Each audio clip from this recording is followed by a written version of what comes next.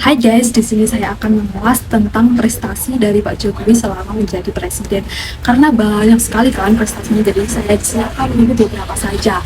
Karena di tahun 2024 ini beliau akan gantikan dengan presiden selanjutnya.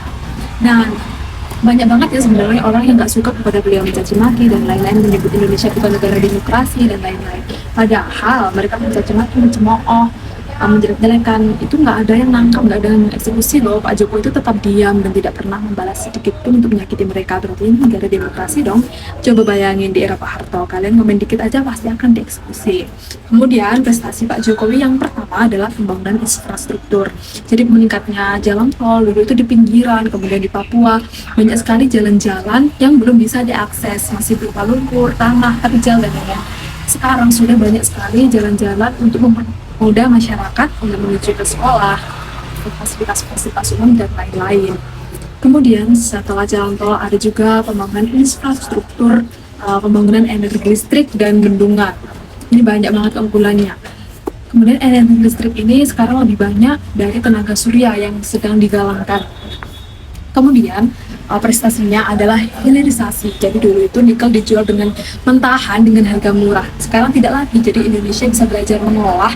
Kemudian saya mengasah SDM-nya untuk mengolah, juga akan menjual ke negara asing dengan nilai yang lebih layak atau lebih tinggi. Adanya saham Freeport. Jadi selama Presiden Jokowi ini saham Freeport Indonesia ini naik menjadi 61%. Negara-negara asing banyak banget